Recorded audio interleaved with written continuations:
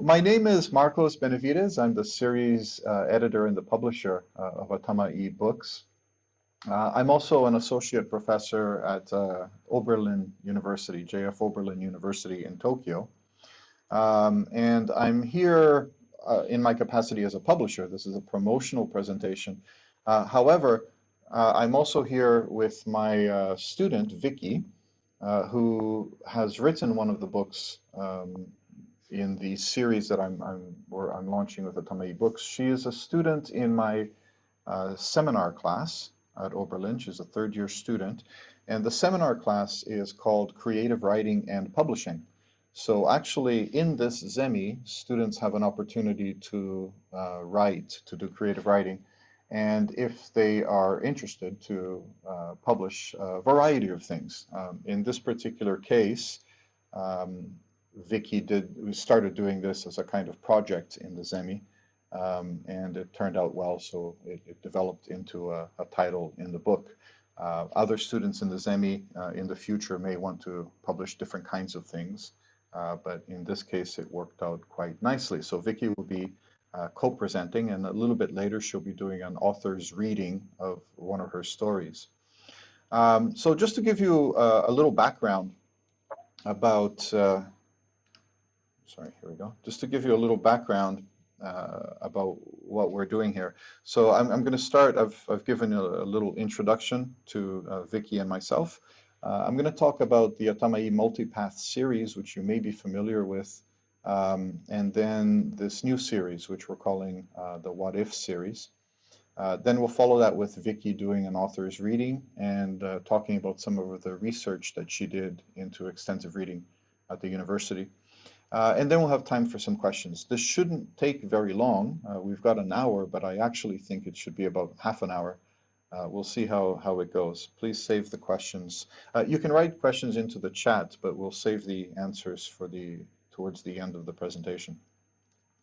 So just to begin, I kind of got into this graded reading business when I first published an adaptation of the Choose Your Own Adventure series with McGraw-Hill.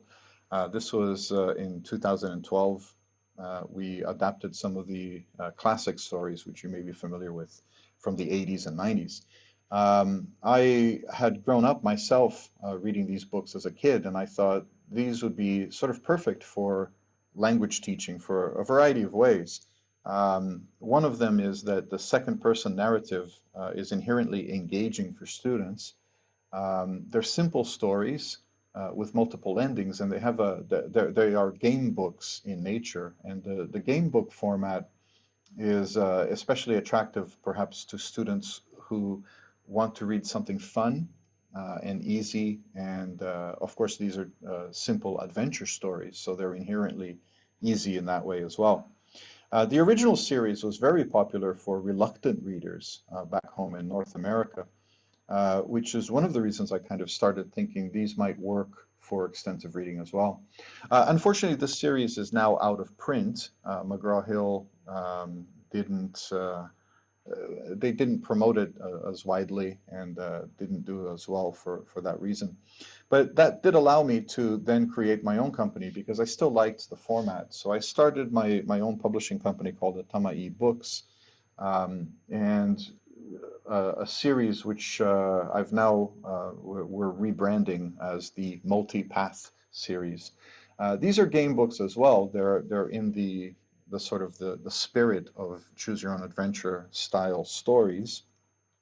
They are also in the second person. They also have multiple endings. They also, of course, are very simple narratives. But since these were not adapted stories, these are original stories, I was therefore able to kind of make the story a little bit more suitable, actually, for language teaching.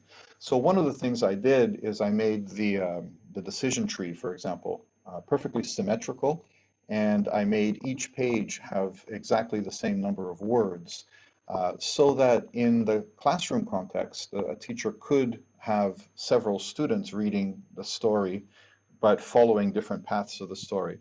And they would reach an ending at relatively the same amount of time for that reason. So it would be suitable for the classroom, as well as, of course, suitable for extensive reading, for reading on your own.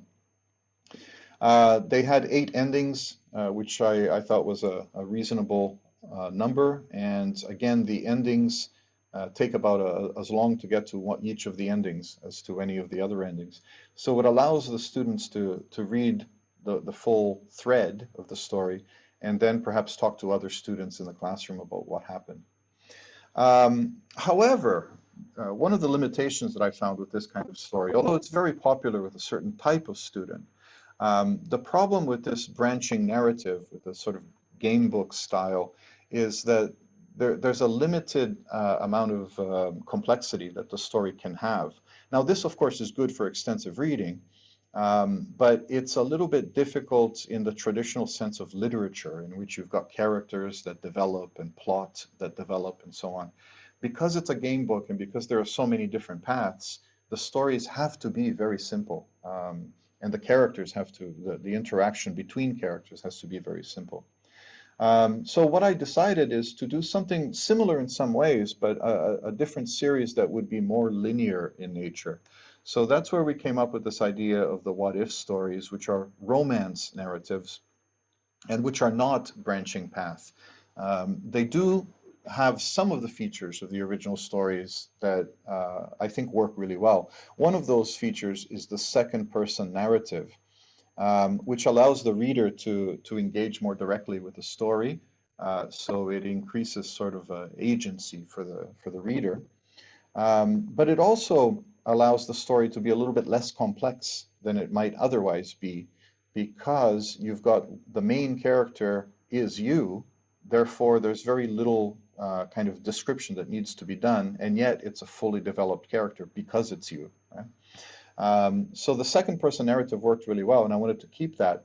Of course, that is complicated a little bit with the issue of it being a romance story. So what we decided is to make the stories fully gender neutral. So even though you are the main character and you, of course, have an object of your romance who is must be gendered, you yourself are never explicitly gendered through the story. So although in each of the stories here, as you can tell from the cover, there is a particular person that you may be falling in love and attracted to. You yourself may be male or female, and also neutral in other ways, right? Racially neutral, age neutral, and so on, as much as is possible to be. And so this actually allows a greater degree of, I think, sort of, it makes the stories a little bit progressive and maybe unlike other stories that have been done in the past. Because it does allow for a greater diversity of the reader to participate in the story. Like I said, these are linear plots, but instead of being a completely linear plot, we've kind of given it a twist at the end. So there are 2 endings to each of the stories. And the reader could therefore, if it's in the context of a classroom, the readers could discuss with each other, what was your favorite ending? What did you think was good about it? And so on. It gives it still a little bit, sort of a taste of that game book feeling. But of course, it allows for more complex narratives. So now you've got actual character development.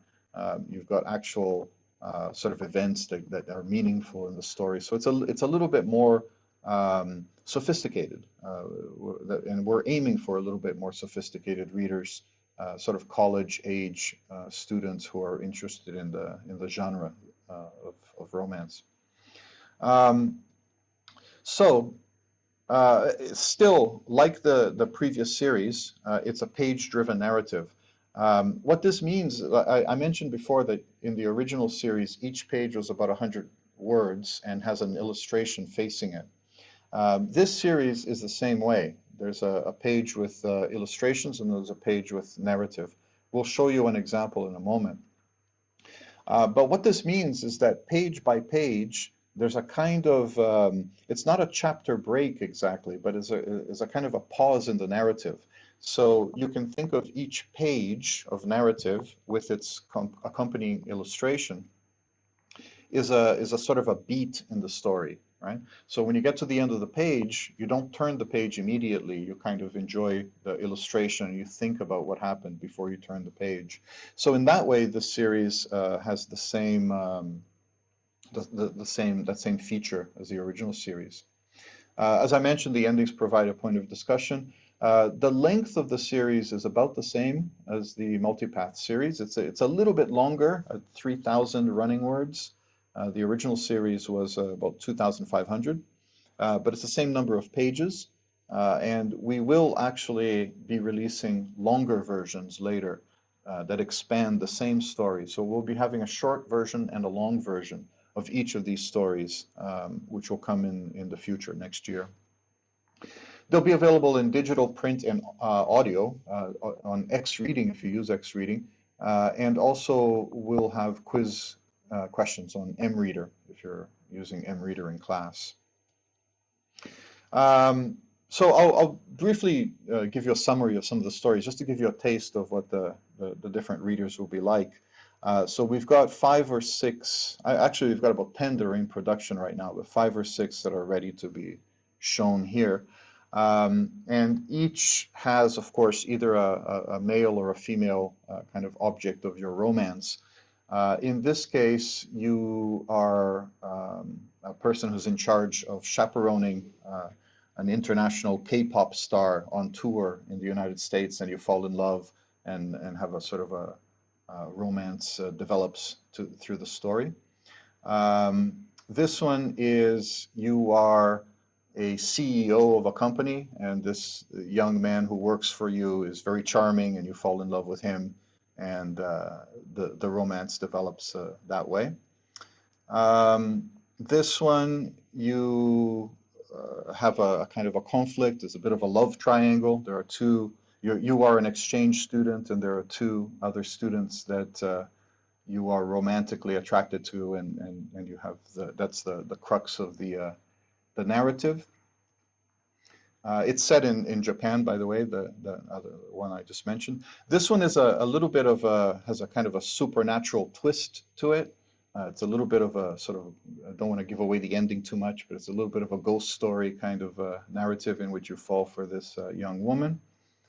And Good Waves is the one Vicky has co-written, and she's going to be talking about it now. Just one point I should note, I don't know if you've noticed the name of the authors here, but they've all been either pseudonyms and they've all had initials.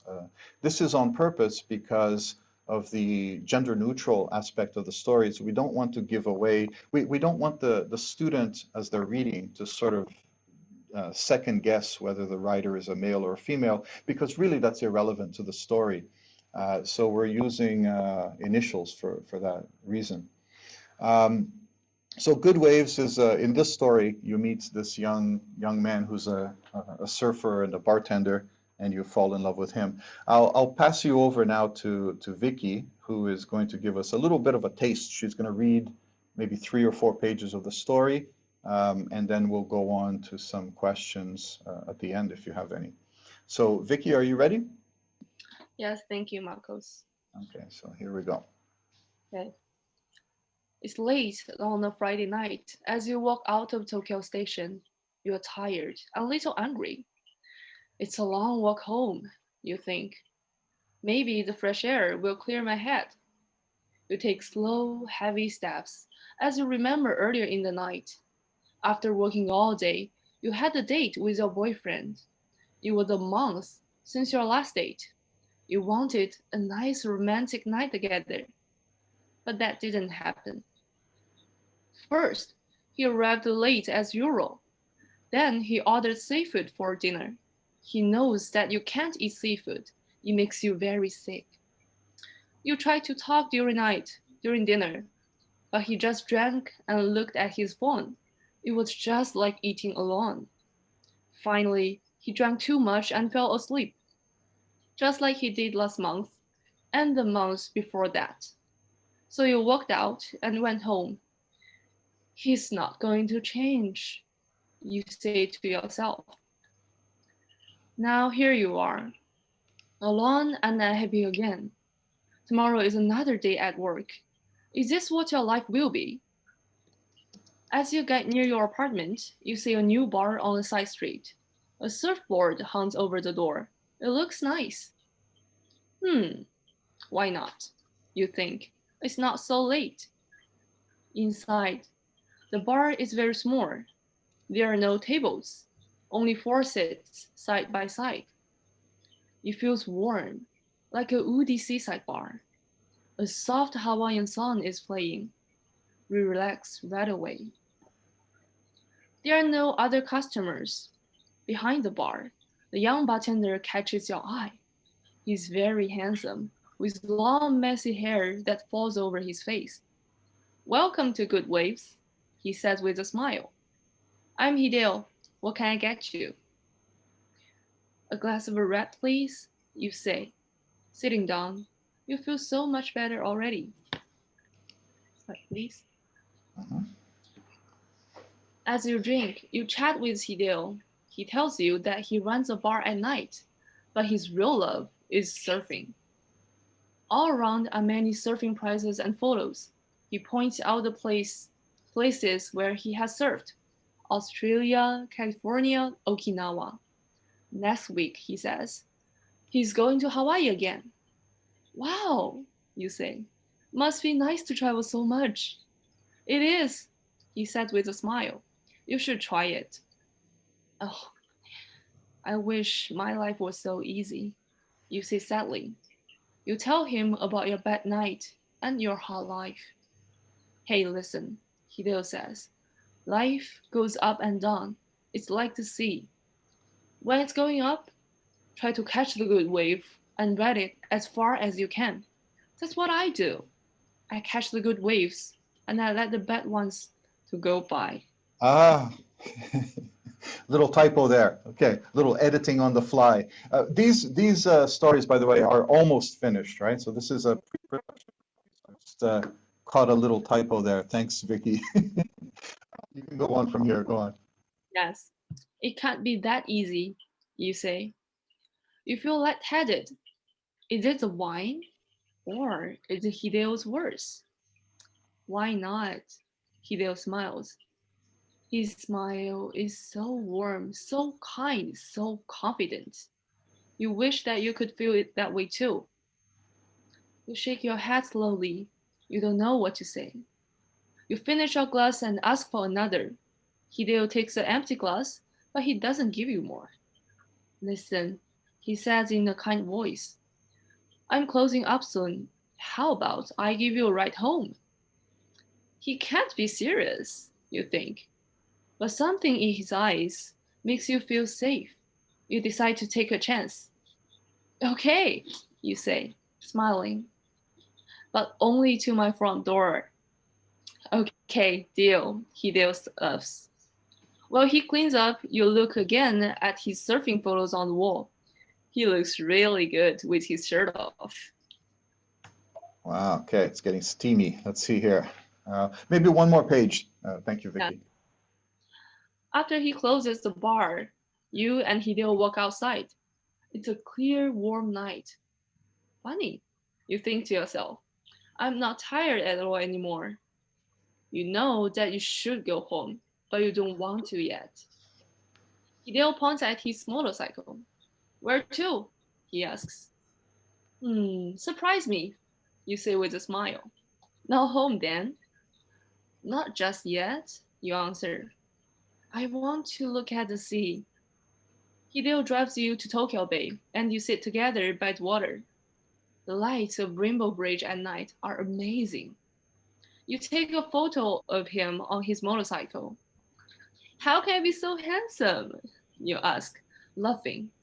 It's not fair. What's the secret? Secret? Hideo laughs. I've told you already. Okay, here's the rest of my story. I used to work in a big company. The money was very good, but I wasn't happy. So I quit. I followed my dream, surfing, and I opened a bar. I think it saved my life. You're so brave, you say in a small voice. I wish that I could find a dream to follow too. Hey, we only have one life, Hideo says. taking your hand and looking into your eyes. Don't let it pass by. Catch the good wave. Ride it where you want to go. You smile at him. His hands are big and warm. His skin is rough from the sea and the sun. Behind you, the sun is slowly rising. It's time for you to say goodbye. Hideo drives you home, and you hug him tightly all the way. Will you come to my bar again? He asks. Maybe. You say with a smile, but you are already thinking about what to wear tomorrow night. Okay, thank you. This was 3 pages, right? So that took a few minutes to read. I don't want to go through the whole story only because of the time restriction, but maybe Vicky, you can give us a little summary page by page, just one sentence, what happens in the rest of the story, just so people can get an idea of how the stories work, okay? So I'll go to the next one. Okay. So in the next page, you went to the bar again. However, you found the bar was closed. Then you went back to your department, find that Hideo is already in Hawaii, and he asked you to go there with him. He has a big surfing competition there, but you don't know what to do yet. So he gives you a ticket, right? Yeah. Yes, yes. So where you are thinking about that, your boyfriend is texting you again and tell you he will change and he will give you a perfect date. And then you decide to give him a chance. Thank you very much. So you went on the date. But everything is a little bit weird. You don't know if you still have a feeling about your boyfriend because you're always thinking about Hideo now. Slide, please. Then your boyfriend made a huge mistake on the date. He ordered seafood again. And then this is a point where you decided to break up with him. Next slide, please.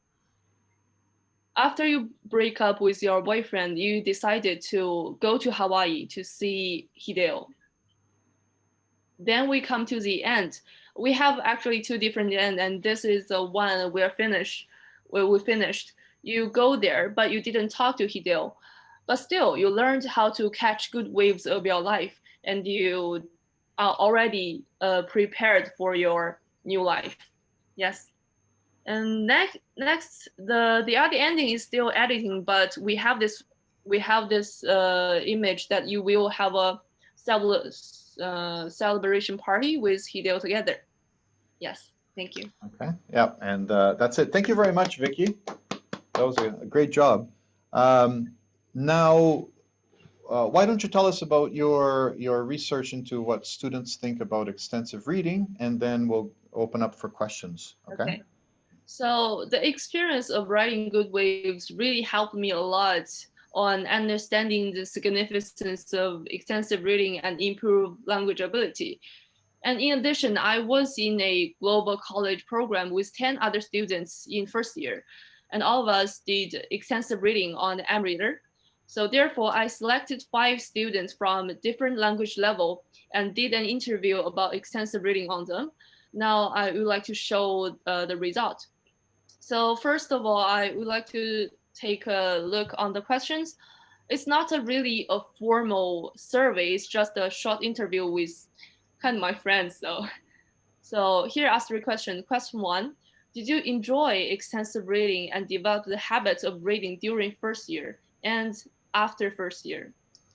Question 2, how did you choose a book? By language level, by length, by theme or content, or by any other thing else?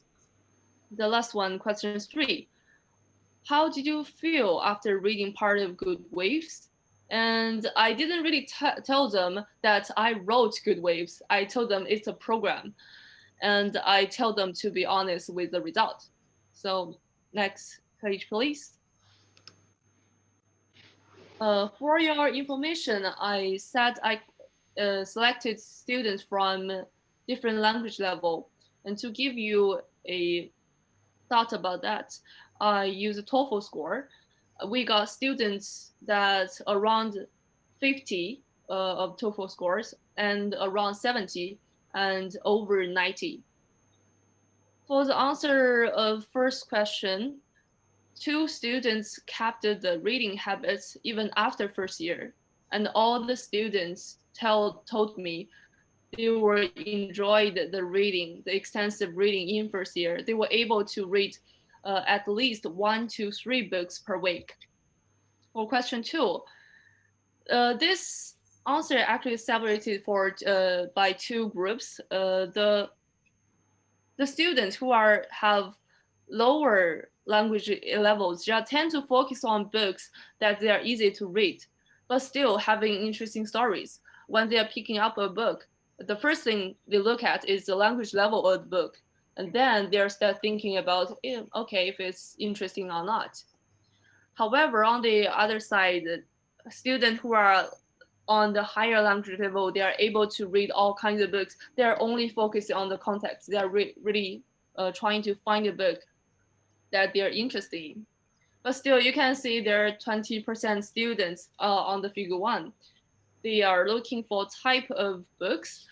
They're interested in certain type of books, but this type of book also should be appropriately, should be the length is fixed of them, and also the language level is able for them to read.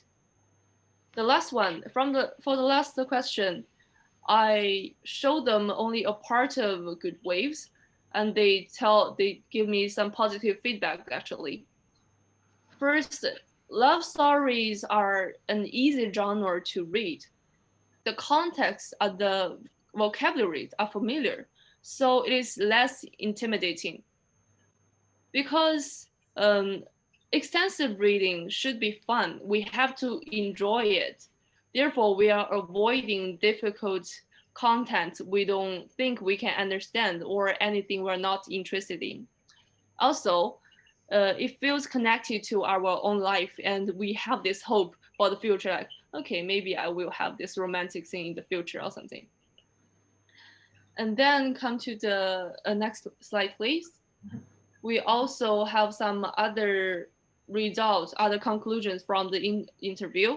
Almost all students answered that their reading speed had increased. It's actually 4 out of 5.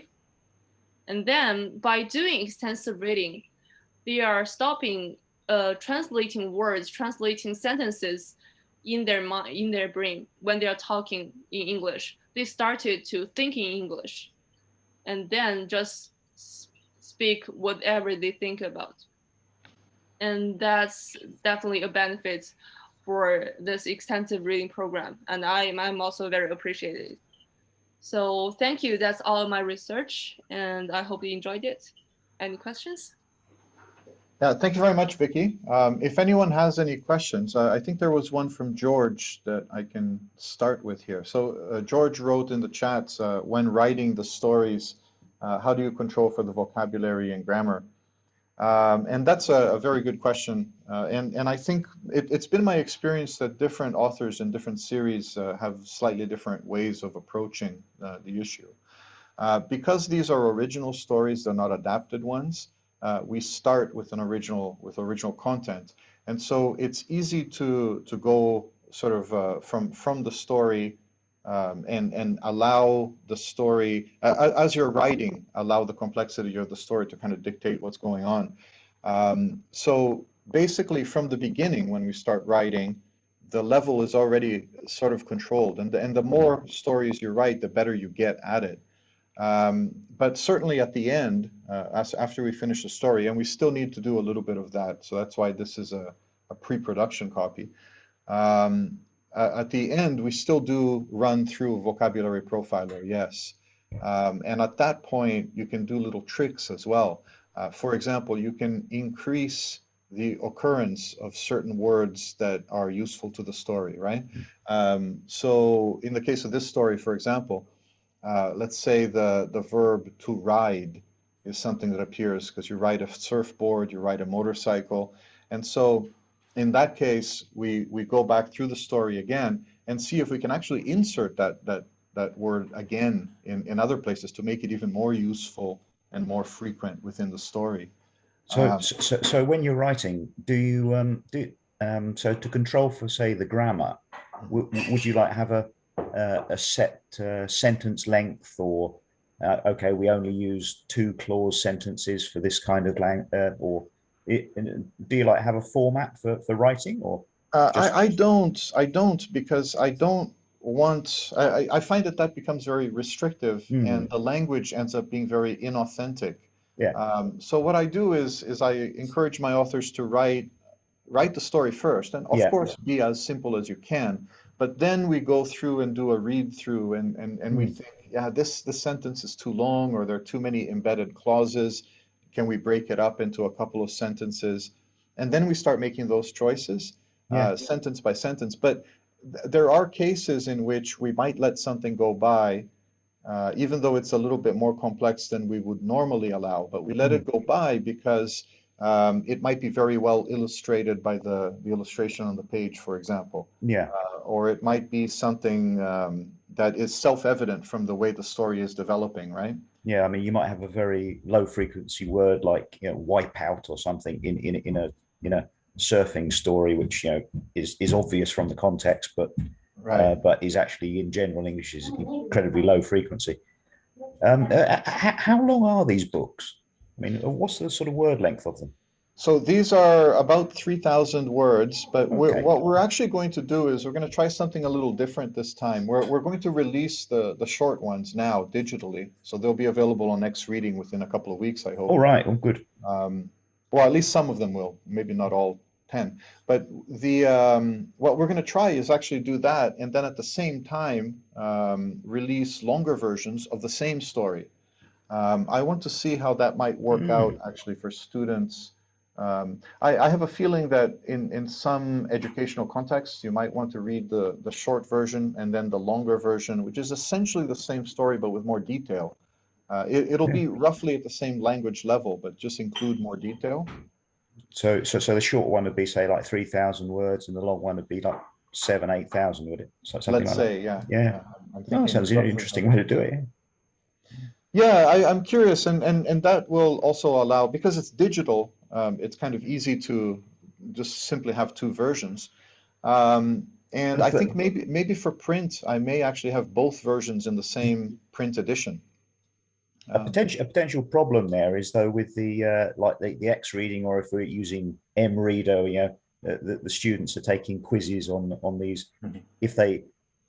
If they read the short one and then take the quiz for the long one, then they'll get credited with like 7,000 words for only reading 3,000 word book. But, Right, right. There are tricks though, because yeah. if you've Oh, written okay. quizzes before, you